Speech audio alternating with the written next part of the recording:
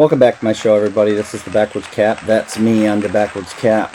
I just wanted to come to you tonight because in every Star Wars fan's life, there comes a time when you have to reevaluate or evaluate your love for the series, the show, the movies, everything that is involved in the franchise of Star Wars.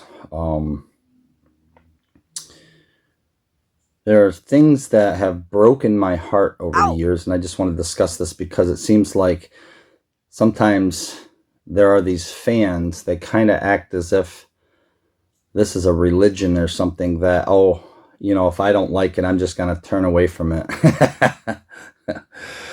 Well, it's kind of funny because ever since I became a Star Wars fan, when I was 16, I believe I was 15 or 16 years old, 15 I think I was, and I went to go to a mall, and I still have the original Star Wars Episode 1, and I believe Episode 2, Episode 3 I think is on the back here, Rise of Skywalker. I mean, I got all of them, pretty much all of them that I went to see. I mean, not all of them, because I think I went 7 or 8 times in the theaters to watch Star Wars Episode 1. And then I literally watched the movie, the VHS tape, about 1,000 times. What? And it pretty much watched it so many times that it got a wrinkle and you saw it in the tape. So then when I got to the DVD, I was pretty excited because I knew I wasn't going to wear out the DVD. So anyways, so I just want to discuss some of the things that Star Wars fans come across as they're learning about this legend, this saga, whatever you want to call it. Put your word in there,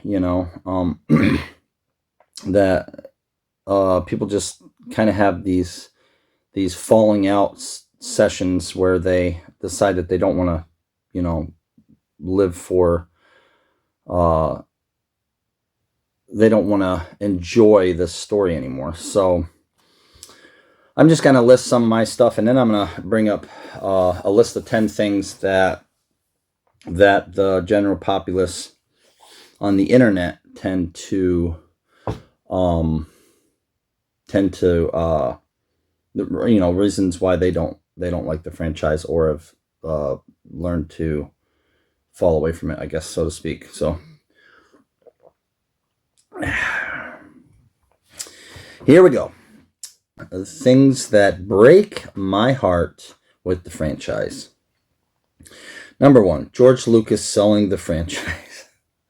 So this is kind of a big one because he sold it to a company. Disney's a great company when it comes to the supposedly family fun stuff.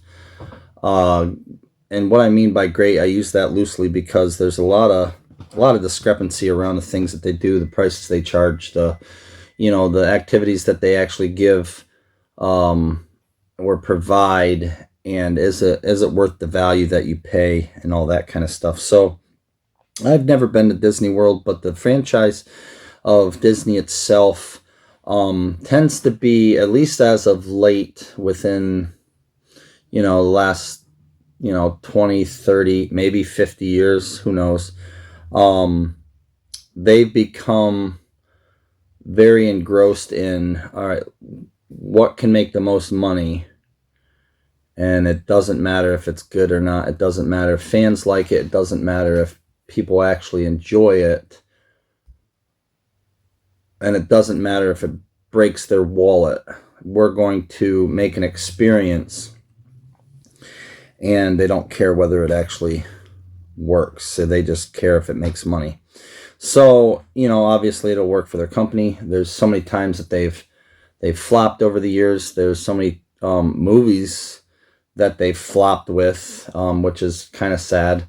They keep having these issues of hiring people or having people in charge that don't know what they're doing. especially with Star Wars. Lucasfilm is actually to blame for that because of the different people that they have involved. But let me just read down through my list because I just want to share this stuff with you. So George Lucas sells it to Disney. Disney only cares about the money. The one thing that Disney does that really grinds my gears, instead of staying true to the story, they'll push their own political and personal agendas. You may say, you probably say to yourself, or you say to the screen, or you say to me, whatever, doesn't every movie push their own political and personal agendas? Like, isn't there always something underlying, some kind of theme that they're trying to push? Yeah, yes and no. I mean, there's things out there where I'm not going to give you any examples because I'm going to try and make this as brief as I can. There's things out there that, you kind of get a feel for what they're trying to run with, like, a government being too big and, somebody coming in and trying to take them down, this kind of stuff. But, it's an underlying theme that you get the idea from, and then you're following the character. You're not focusing totally on that theme. You're focusing on the story of the character, their adventure, their quest through the story, and it doesn't focus on that political or personal agenda. So I feel, and I think a lot of other Star Wars fans especially feel, that Disney tends to do that a lot. So the other thing is they have no regards for the fans' love of the story of Star Wars. Like, they don't care if people actually love it. Fans talk about it all the time and say, I'd like to see this, or I'd like to see this, and they take it in a totally different direction. Or they hire some dummy that doesn't even care about the story. So, that's a big no-no for that.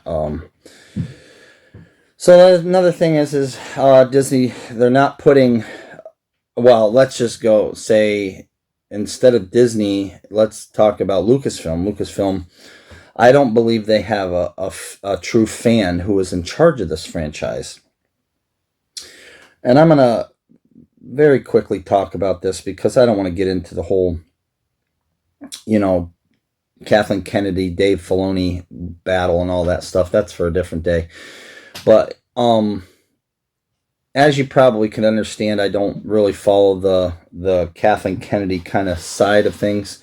I really like Dave Filoni, not because he's a man and not because she's a woman. I'm not prejudiced in any way like that. But it's kind of interesting how you can see that Dave Filoni is a fan of the franchise. He's a fan of the stories. He's a fan of, when he was younger and he came up watching it and stuff, and the generations that came up watching it and stuff.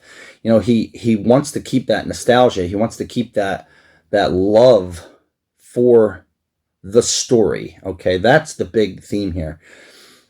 The story is what drives this whole franchise. And I'm going to use that word a lot, I know, but the story is what drives it all. Years ago, George Lucas was interviewed when he still owned the company, and he said that they asked him, about isn't Star Wars all about spaceships and stuff? And he said, it's not all about spaceships. It's about family. It's about good versus evil. Good versus evil. Is that a theme that should be, a concept that flows through the world today? Maybe, but people, I feel like people are kind of getting away from that. So, even Star Wars fans, and I'll start mentioning some things that kind of makes you wonder if they're even, listening to anything of morality.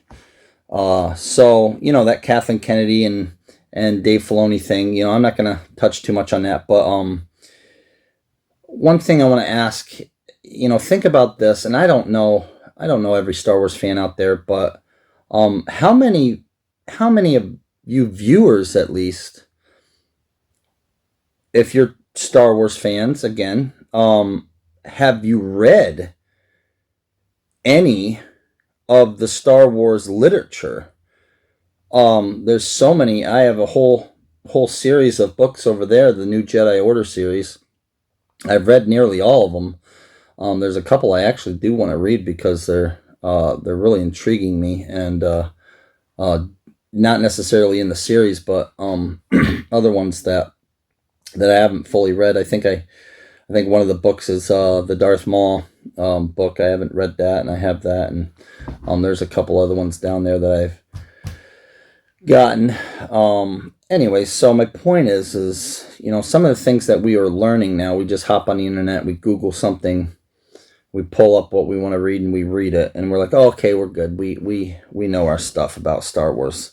And then the storyline has been changed by these companies, by Lucasfilm, and by those who run the company, and they're not following that original storyline that was originally told, and they, instead of using, I guess you could say, the legacy, they took it, twisted it, and changed it to their own perspective of what they thought it should be. One of the things is they ruined the stories of the characters. Luke, Leia, Han, and their children, which were a big part of the New Jedi Order series. Mara Jade, yeah, she was made up by somebody, a different writer. George Lucas never made her, but I thought she would have been a really cool role. Now, George explained that Luke was supposed to be celibate, that he was not supposed to be romantically involved with any kind of character, outside of kissing his sister, but yeah, you know what I mean. There was no, childbearing, having any children, having Luke's genetic line pass on. There was none of that. It was meant to be where he was kind of like, sort of like a monk. He was like a monk that was sworn to the faith. He was sworn to the Force. So that was his character, and that's what gave him greatness. But then you got this thing that's kind of like a battle between the canon and the legends, and this character of Luke kind of got, I guess you could say, greatly exaggerated in the legends, or the expanded universe, as they used to call it. And the expanded universe had a lot to do with how Luke would grow in the Force, and he became one of the greatest Force, pardon my pun, and one of the greatest forces to be reckoned with. And